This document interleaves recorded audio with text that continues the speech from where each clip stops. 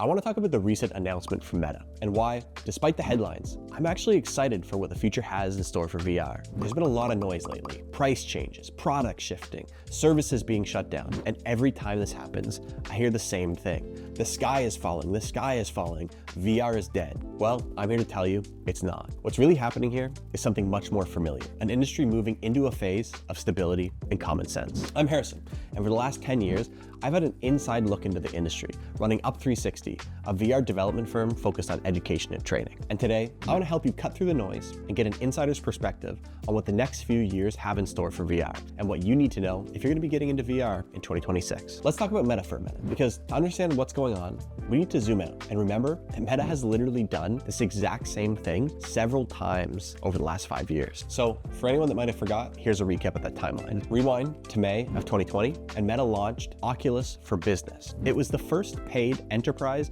VR device management platform coming directly from Meta. October 2021, Meta announced it was retiring Oculus for Business as a part of the Facebook to Meta rebrand and their big enterprise reset.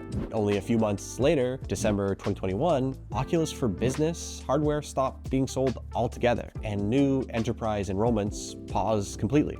And somewhere in the middle of this, there was Meta for Education. And honestly, where that lands is still an open question because seemingly it wasn't impacted by these changes and it's still operating today. Now, mid-2022, Meta quietly reintroduced Enterprise VR as Quest for Business, built on consumer Quest devices with a paid MDM subscription. 2023, Quest for Business became broadly available to everyone. Now, it was still paid, there were still adoption challenges, but back to commercial SKUs this time instead of consumer hardware. Fast forward to just this month, January 2026, and Meta made all these crazy announcements saying for the second time now, it's going to stop enterprise MDM altogether. And not only that, it's going to make existing licenses free this time and continue to support through to 2030. And my hot take is it's Meta actually listening. We've been asking for free MDM. No, we've been begging for free MDM since the very beginning because, in my opinion, it's one of the biggest barriers to bring VR into education enterprise at scale without breaking the bank. For what feels like the first time,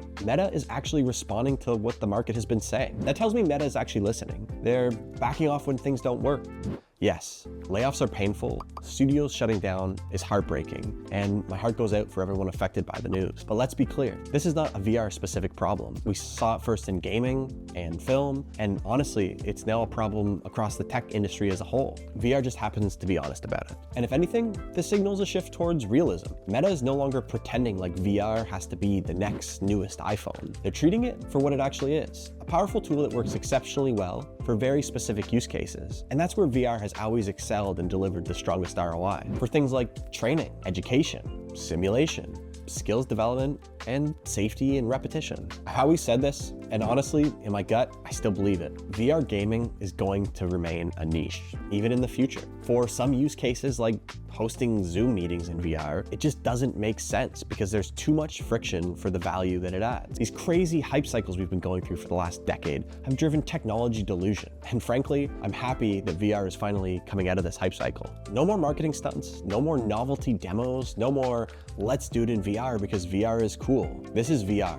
Finally settling into adulthood. If you're looking to get into VR in 2026, there are a few really important things I think you need to know and you need to start considering. Cutting through all the noise from Meta's announcements, there's really only two big things that are gonna impact you. And again, in my opinion, they're both positive. First, you now have access to free device management, at least until 2030. Starting next month, if you need device management, you can enroll a new device or an existing device into Horizon's managed services at absolutely no cost to you. Second, you no longer need to buy these more expensive commercial devices through these cumbersome commercial channels. You can literally walk into any store that sells Quest hardware, buy a device, and still enroll it in managed services. These two changes combined could save organizations literally tens of thousands of dollars every year in more affordable hardware and no ongoing subscription for device management. And 2030, this supposed sunset date, is a long way out. Usually these devices only have a lifespan of 3 to 5 years anyways. So in my opinion, it's not something that you really need to worry about right now.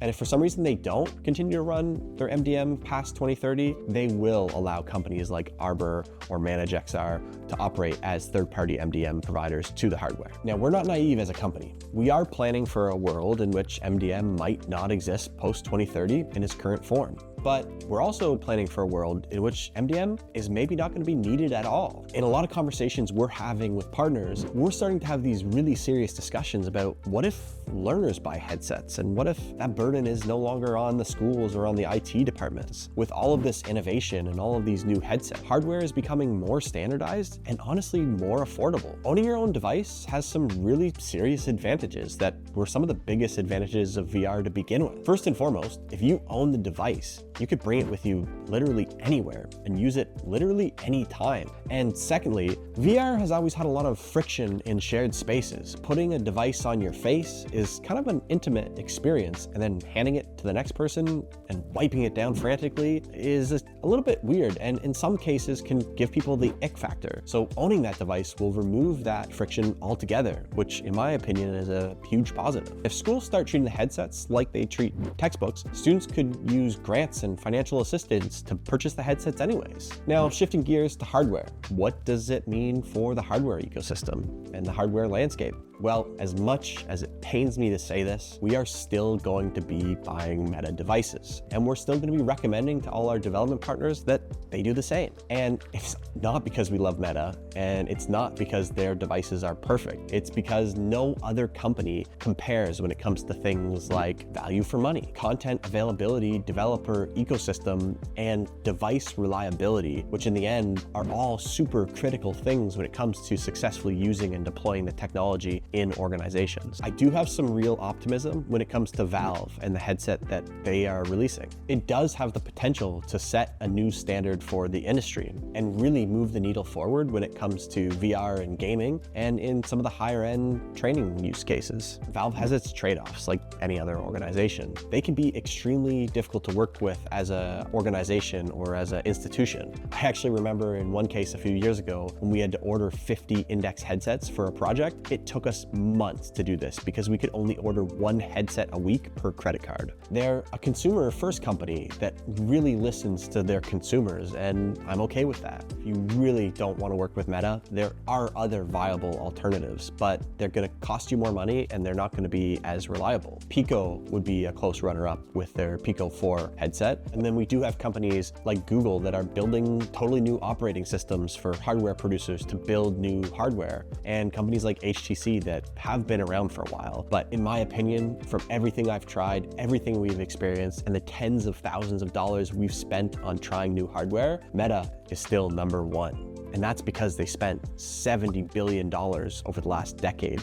on their Reality Labs, trying to build the best hardware and the best ecosystem and the best infrastructure when it comes to VR. And for that, I have to say thank you. So what does this all mean? Well, VR isn't going anywhere. What's gone is the end of the hype cycle around VR. From everything I've seen, we hit the bottom of that valley in late 2024, and we've been slowly climbing back out of it ever since. I predict that by 2030, we're gonna have another huge peak in the VR industry. In the last 6 months alone, we've seen a huge spike in companies reaching out to us with really cool projects that frankly are just great use cases for the technology with really clear ROI. And this is kind of refreshing. What's disappearing is the fantasy that VR needs to be everywhere for everyone all the time. We're entering a period of stability, predictable use cases, slower, more meaningful iteration, and less hype, and frankly, more result. And honestly, in my opinion, this is the healthiest place the industry has ever been in. Now, I probably don't even need to say this, but AI is currently climbing towards that same peak hype cycle. I've seen more